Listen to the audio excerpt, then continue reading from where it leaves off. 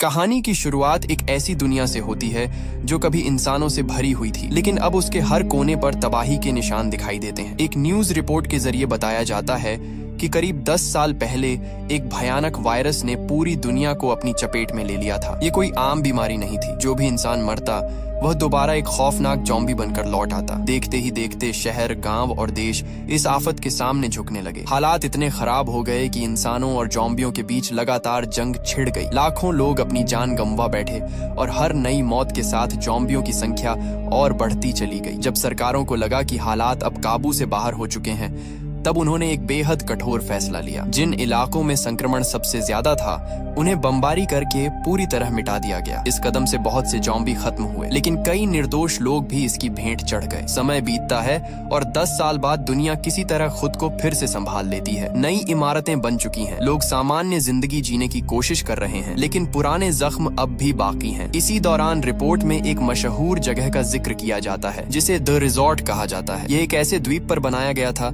जहाँ अब भी ज़ॉम्बियों को जिंदा रखा गया था। हैरानी की बात यह थी कि यहाँ लोग छुट्टियां मनाने नहीं बल्कि ज़ॉम्बियों का शिकार करने आते थे। रिजॉर्ट चलाने वालों का दावा था कि जिन लोगों ने अपने परिवार या दोस्तों को इस महामारी में खोया है वे यहाँ आकर अपने गुस्से और दर्द को बाहर निकाल सकते हैं। इसी सोच के साथ ज़ॉम्बियों का शिकार एक तरह की थेरेपी बन चुका था और अमीर लोग इसके लिए भारी रकम खर्च करते थे। लेकिन रिपोर्ट का असली मकसद इस जगह की तारीफ करना नहीं था। सरकार को शक हो चुका था कि यही रिजॉर्ट भविष्य में एक नई मुसीबत की वजह बन सकता है। इसलिए फैसला लिया गया कि जिन द्वीपों पर ऐसे रिजॉर्ट मौजूद हैं उन्हें हमेशा के लिए खत्म कर दिया जाएगा। कहानी अतीत की तरफ मुड़ती है और हमारी मुलाकात आर्या नाम की एक युवती से होती है। आर्या की जिंदगी बाहर से सामान्य दिखाई देती है। कई साल गुजर जाने के बाद भी वह उस दिन को भूल नहीं पाई थी जब उसने अपनी आंखों के सामने अपने पिता को वायरस की चपेट में जाते देखा था। वही यादें बार बार उसके दिमाग में लौट आती थीं। इसी वजह से उसके दोस्तों ने उसे एक अलग सलाह दी। उनका मानना था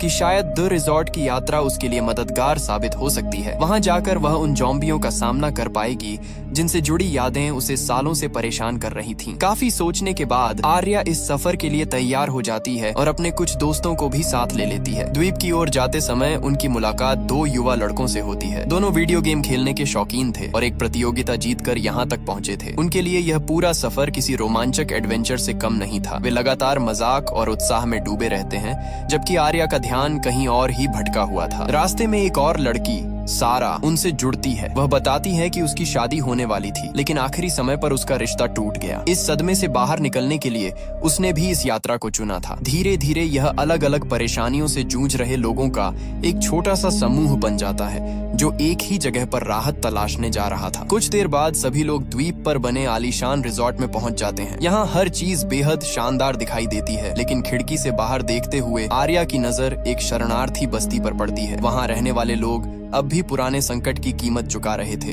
रिजॉर्ट में पहुंचने के कुछ समय बाद सभी मेहमानों को एक बड़ी स्क्रीन के सामने इकट्ठा किया जाता है। वहां उनकी मुलाकात इस जगह की मालिक वैनेसा से होती है, जो एक रिकॉर्डेड संदेश के जरिए सबका स्वागत करती है। वह गर्व से बताती है कि जब पूरी दुनिया तबाही से जूझ रही थी तब उसने इसी संकट के बीच एक नया कारोबार खड़ा किया। उसके मुताबिक इस प्रोजेक्ट ने हजारों लोगों को रोजगार दिया और कई लोगों को अपने दर्द से उबरने का मौका भी मिला। वीडियो खत्म होते ही मेहमानों को अगले दिन होने वाले शिकार अभियान के बारे में बताया जाता है, लेकिन उससे पहले हर किसी को हथियार चलाने की ट्रेनिंग लेनी थी। सभी को एक खास शूटिंग एरिया में ले जाया जाता है, जहाँ प्रशिक्षक समझाता है कि ज़ॉम्बी को रोकने का सबसे भरोसेमंद तरीका उसके सिर पर सटीक निशाना लगाना है। इसलिए वह बार बार सभी से अभ्यास करवाता है। आर्या भी बाकी लोगों के साथ खड़ी होती है, लेकिन उसके लिए यह काम आसान नहीं था। जैसे ही वह हथियार उठाती, उसके मन में अपने पिता की दर्दनाक यादें लौट आती। कई कोशिशों के बावजूद वह ट्रिगर दबाने की हिम्मत नहीं जुटा पाती। आसपास मौजूद लोग अच्छे निशाने लगा रहे थे, जबकि आर्या अपने ही डर से लड़ रही थी। उसी पल उसे लगने लगता है कि शायद यहाँ आने का उसका फैसला गलत था। रात होने पर रिजॉर्ट में एक भव्य पार्टी रखी जाती है। मेहमानों को यह भरोसा दिलाया जाता है कि यहाँ की सुरक्षा अभेद्य है और किसी भी ज़ॉम्बी से उन्हें कोई खतरा नहीं है। अपनी बात साबित करने के लिए वैनेसा मंच पर एक जंजीरों से बंधे ज़ॉम्बी को भी लेकर आती है। वह बिना डरे उसके बिल्कुल करीब खड़ी हो जाती है और दावा करती है कि सब कुछ पूरी तरह नियंत्रण में है। उसकी बातों पर मौजूद लोग तालियां बजाने लगते हैं। लेकिन उसी दौरान भीड़ से दूर सारा चुपचाप एक अलग योजना पर काम कर रही थी। मौका मिलते ही वह रिजॉर्ट के कंट्रोल सेक्शन में घुस जाती है। वहाँ वह सिस्टम से कुछ गोपनीय फाइलें निकालने लगती है। सारा का मकसद सिर्फ छुट्टियां बिताना नहीं था, वह इस जगह से जुड़े ऐसे राज खोज रही थी जिनके सामने आने से पूरे रिजॉर्ट की सच्चाई दुनिया के सामने खुल सकती थी। सारा कंट्रोल सेक्शन के अंदर तेजी से अपना काम पूरा करने में लगी हुई थी। उसे यकीन था कि यहाँ छुपे दस्तावेज इस रिजॉर्ट की असली तस्वीर दुनिया को दिखा सकते हैं। कुछ ही मिनटों में वह जरूरी डेटा अपने डिवाइस में कॉपी कर लेती है और किसी की नजर पड़ने से पहले वहाँ से निकल जाती है। उसे लगता है कि उसका मिशन सफल हो गया है, लेकिन असल खतरा अब भी शुरू हुआ था। सारा को इस बात का बिल्कुल अंदाजा नहीं था कि जिस फाइल के जरिए सिस्टम में घुसपैठ की गई, उसके साथ एक खतरनाक वायरस भी अंदर पहुंच चुका है। धीरे धीरे रिजॉर्ट के कंप्यूटर नेटवर्क में गड़बड़ियां शुरू हो जाती हैं। कई कैमरे जवाब देने लगते हैं, सुरक्षा प्रोग्राम धीमे पड़ जाते हैं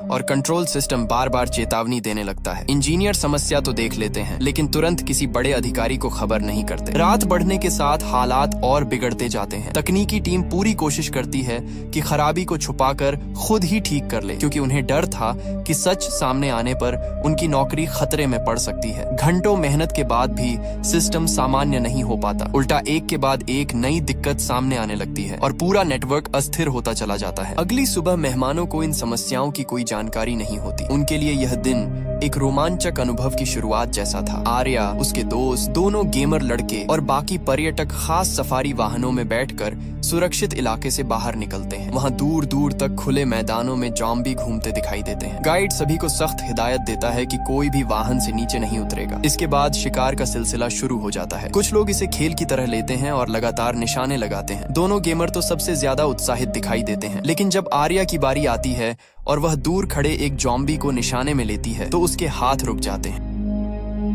उसे उस चेहरे में कोई राक्षस नहीं, बल्कि कभी जिंदा रहा एक इंसान दिखाई देता है। वह ट्रिगर नहीं दबा पाती और आखिरकार उसके पास खड़ा एक सुरक्षा कर्मी आगे बढ़कर उस ज़ॉम्बी को मार देता है। उस पल आर्या पहले से भी ज्यादा उलझन में पड़ जाती है। दिन खत्म होने के बाद सभी मेहमानों को एक सुरक्षित कैंप में लाया जाता है, जहाँ रात बिताने का इंतजाम किया गया था। पूरे इलाके को मजबूत बाड़ों और सुरक्षा इंतजामों से घेरा गया था ताकि कोई ज़ॉम्बी अंदर न आ सके। थोड़ी देर बाद लोग आग के आसपास बैठकर बातचीत करने लगते हैं। दिन भर का रोमांच उनके लिए किसी एडवेंचर जैसा था, लेकिन आर्या के मन में अब भी कई सवाल घूम रहे थे। बातों ही बातों में चर्चा ज़ॉम्बियों पर आ जाती है। आर्या स्वीकार करती है कि उसने हमेशा उनसे नफरत की है, फिर भी आज वह एक भी ज़ॉम्बी को गोली नहीं मार सकी। उसका कहना था कि हर ज़ॉम्बी कभी एक इंसान हुआ करता था और यही सोच उसे रोक देती है। बाकी लोग उसकी बात से सहमत नहीं होते। उनके लिए वे सिर्फ खतरनाक जीव थे जिनका खत्म होना ही बेहतर था। उसी दौरान सारा भी अपनी राय रखती है। वह कहती है कि इन ज़ॉम्बियों को सालों तक कैद में रखकर लोगों के मनोरंजन का साधन बना देना भी गलत है। दूसरी तरफ रिजॉर्ट के कंट्रोल सेंटर में हालात तेजी से बिगड़ रहे थे। इंजीनियरों को आखिर समझ आ जाता है कि समस्या मामूली नहीं है। सिस्टम का बड़ा हिस्सा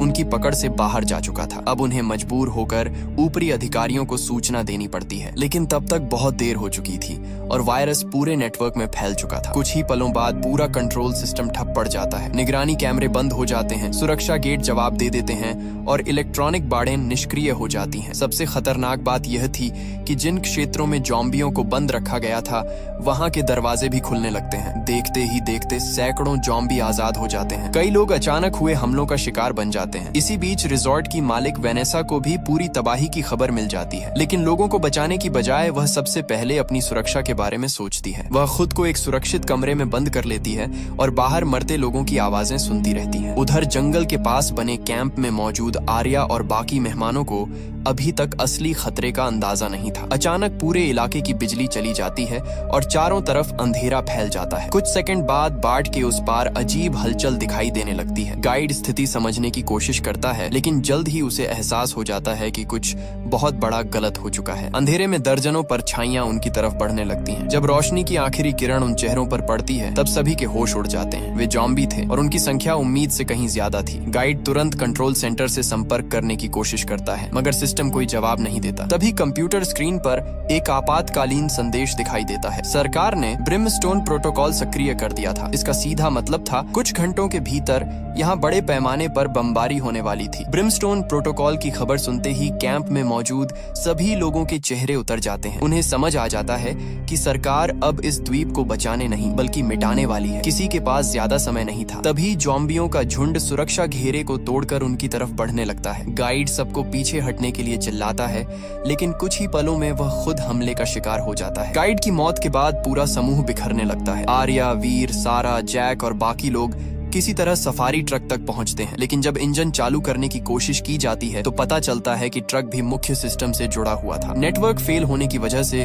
वह पूरी तरह बेकार हो चुका था। अब उनके पास पैदल भागने के अलावा कोई रास्ता नहीं बचा। जंगल के बीच जान बचाने की यह दौड़ और भी खतरनाक हो जाती है। पीछे से लगातार ज़ॉम्बी उनका पीछा कर रहे थे। इसी अफरा तफरी में एक संक्रमित ज़ॉम्बी दोनों गेमर दोस्तों में से एक तक पहुंच जाता है। उसके कंधे पर गहरा काट लिया जाता है। सभी समझ जाते हैं कि अब उसे बचाना नामुमकिन है। उसका दोस्त यह सच स्वीकार नहीं कर पाता, लेकिन आखिरकार भारी दिल से उसे खुद ही गोली मारनी पड़ती है ताकि वह भी ज़ॉम्बी बनकर वापस न लौटे। काफी चर्चा के बाद फैसला लिया जाता है कि द्वीप के दूसरे किनारे तक पहुंचना होगा। वहां शायद कोई नाव मिल जाए जिससे बमबारी शुरू होने से पहले यहाँ से निकला जा सके। जंगल के रास्ते आगे बढ़ते हुए वीर के दिमाग में अचानक एक पुरानी बात घूमने लगती है। उसे याद आता है कि पिछली रात उसने सारा को उस जगह से निकलते देखा था जहां रिजॉर्ट का पूरा सिस्टम कंट्रोल किया जाता था। हालात को जोड़ते ही उसे शक हो जाता है कि इस तबाही के पीछे कहीं न कहीं उसका हाथ जरूर है। वह तुरंत सारा को रोकता है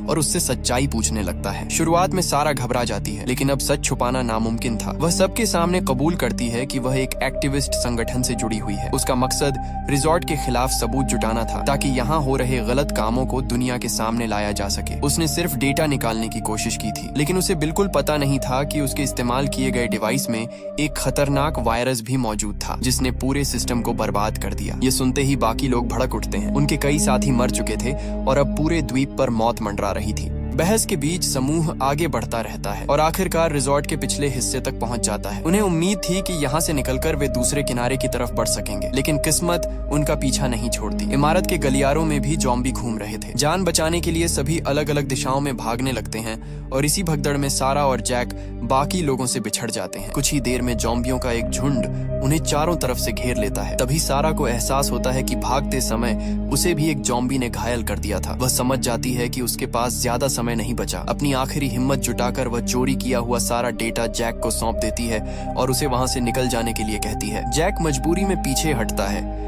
जबकि सारा खुद को ज़ॉम्बियों के सामने छोड़ देती है। कुछ ही पलों में उसका सफर वहीं खत्म हो जाता है। सारा की मौत के बाद जैक किसी तरह भागकर दोबारा आर्या और बाकी लोगों तक पहुंच जाता है। उसके चेहरे से साफ पता चल रहा था कि उसने अभी अभी अपने सामने एक साथी को खोया है, लेकिन दुख मनाने का समय किसी के पास नहीं था। ज़ॉम्बियों का झुंड लगातार उनके करीब आता जा रहा था, इसलिए सभी तुरंत वहां से निकलने लगते हैं। भागते भागते यह समूह एक सुनसान औद्योगिक इमारत के अंदर पहुंच जाता है। बाहर का रास्ता कुछ समय के लिए बंद करके वे राहत की सांस लेते हैं, लेकिन अंदर का नजारा देखकर सभी हैरान रह जाते हैं। वहां बड़ी संख्या में सूटकेस, पहचान पत्र और पुराने रिकॉर्ड बिखरे पड़े थे। जैक और आर्या उन फाइलों को ध्यान से देखते हैं। धीरे धीरे एक ऐसा सच सामने आता है जिसे सुनकर सबके होश उड़ जाते हैं। उन्हें पता चलता है कि होप फॉर लाइफ नाम की संस्था, जिसे लोग गरीबों की मदद करने वाली चैरिटी समझते थे, असल में रिजॉर्ट के लिए लोगों की सप्लाई कर रही थी। बेघर और मजबूर लोगों को यहाँ लाया जाता था, फिर उन्हें वायरस से संक्रमित करके ज़ॉम्बी बना दिया जाता था। इस खुलासे के बाद आर्या को समझ आता है कि द्वीप पर मौजूद ज्यादातर ज़ॉम्बी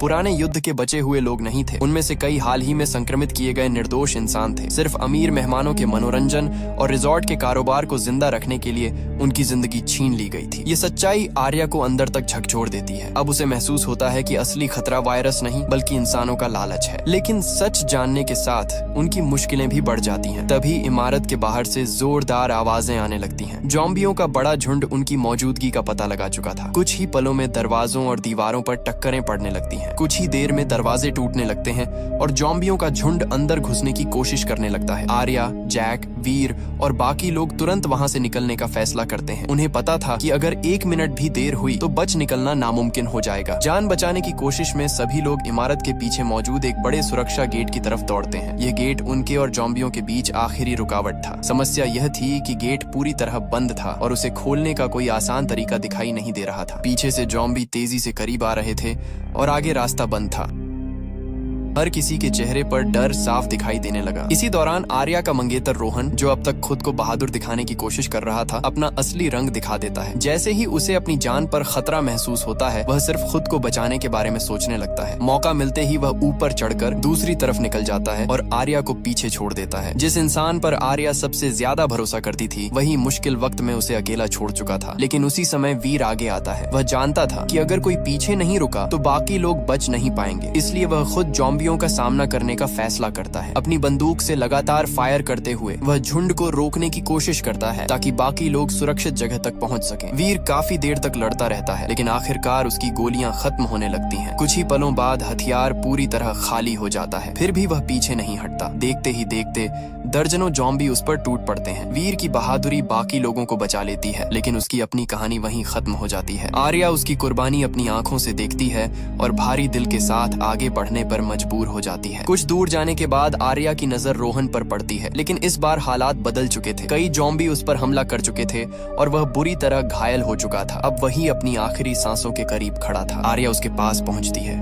और रोहन को उसके अंजाम पर छोड़ देती है। उधर पूरे द्वीप पर तबाही और भी बढ़ चुकी थी। ज़ॉम्बी हर तरफ फैल चुके थे और सुरक्षित इलाके लगभग खत्म हो चुके थे। आर्या अब अकेली आगे बढ़ रही थी। भागते भागते आर्या आखिरकार कंट्रोल सेक्शन तक पहुंच जाती है। यहाँ उसकी मुलाकात रिजॉर्ट की मालिक वेनेसा से होती है। वेनेसा अब घबराई हुई थी और खुद को बचाने के रास्ते खोज रही थी। उसने जो कुछ सालों तक छुपाया था, अब सब सामने आने वाला था। लेकिन उसे अब भी अपनी जान की ज्यादा चिंता थी, उन लोगों की नहीं जो उसकी वजह से मारे गए थे। आर्या का गुस्सा फूट पड़ता है। वह वेनेसा को उन मासूम लोगों के बारे में याद दिलाती है जिन्हें लालच के लिए ज़ॉम्बी बना दिया गया, जिन परिवारों की जिंदगी बर्बाद हुई, जिन बेघर लोगों को धोखे से यहाँ लाया गया। उन सब का जिम्मेदार वही सिस्टम था जिसे वेनेसा चला रही थी। लेकिन वेनेसा बहस करने के बजाय सिर्फ बच निकलने की बात करती रहती है। इसी बहस के दौरान एक बड़ा सुरक्षा दरवाजा खुल जाता है। दूसरी तरफ से ज़ॉम्बियों का झुंड अंदर घुस पड़ता है। आर्या तुरंत पीछे हट जाती है, लेकिन वेनेसा इतनी किस्मत वाली नहीं होती। कुछ ही सेकंड में ज़ॉम्बी उसे घेर लेते हैं। आखिरकार वही अपनी बनाई हुई तबाही का शिकार बन जाती है। आर्या वहाँ से निकलकर द्वीप के किनारे की तरफ दौड़ती है। तभी आसमान में लड़ाकू विमानों की आवाज गूंजने लगती है। ब्रिमस्टोन प्रोटोकॉल अब पूरी तरह शुरू हो चुका था। कुछ ही पलों में विशाल बम जमीन पर गिरने लगते हैं। आग और धमाकों की लपटें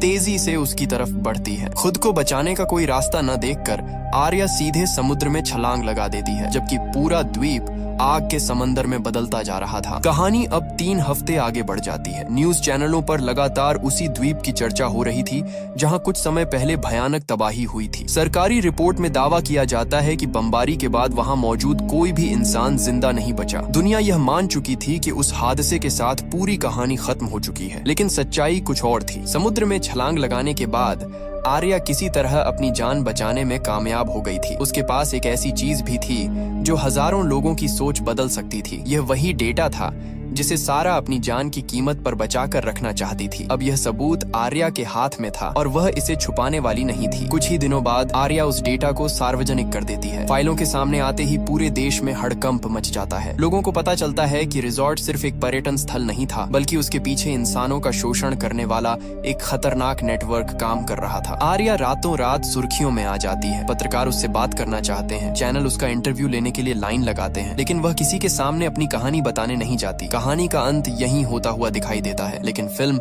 अभी अपना आखिरी राज दिखाना बाकी रखती है। दुनिया ये मान चुकी थी कि द्वीप पर मौजूद हर ज़ॉम्बी बमबारी में खत्म हो चुका होगा। सरकार भी अपनी कार्रवाई को सफल घोषित कर चुकी थी। लोगों को लग रहा था कि अब यह खतरा हमेशा के लिए मिट चुका है। लेकिन पोस्ट क्रेडिट सीन में एक बिल्कुल अलग तस्वीर सामने आती है। समुद्र के बीच मलबे और जली हुई जमीन के टुकड़ों के बीच कुछ हलचल दिखाई देती है। धीरे धीरे पता चलता है कि कई ज़ॉम्बी उस भयानक हमले से बच निकले थे। वे घायल जरूर थे, लेकिन अब भी जिंदा थे और लगातार आगे बढ़ रहे थे। कुछ समय बाद यही संक्रमित जीव समुद्र के रास्ते दूसरे इलाकों तक पहुंचने लगते हैं। तट के करीब मौजूद कुछ लोग पहले तो उन्हें सामान्य बचे हुए लोगों की तरह समझते हैं, लेकिन अगले ही पल हालात बदल जाते हैं। अचानक हमले शुरू हो जाते हैं और नए शिकार बनने लगते हैं। जिस खतरे को खत्म समझा जा रहा था, वह एक बार फिर इंसानों के बीच लौट आया था। यह दृश्य साफ इशारा देता है कि सरकार का सबसे बड़ा फैसला ही उसकी सबसे बड़ी गलती बन गया। द्वीप को तबाह करने से समस्या खत्म नहीं हुई, बल्कि कुछ संक्रमित जीव दुनिया के दूसरे हिस्सों तक फैलने का मौका पा गए। अब यह खतरा सिर्फ एक द्वीप तक सीमित नहीं रहा था, बल्कि पूरी मानवता के लिए नई मुसीबत बनने वाला था। इसी डरावने संकेत के साथ फिल्म अपनी कहानी समाप्त करती है। आर्या ने दुनिया के सामने सच तो ला दिया, लेकिन वायरस का खतरा अब भी जिंदा था। असली लड़ाई शायद खत्म नहीं हुई थी, बल्कि अब एक नए और कहीं ज्यादा खतरनाक दौर की शुरुआत होने वाली थी।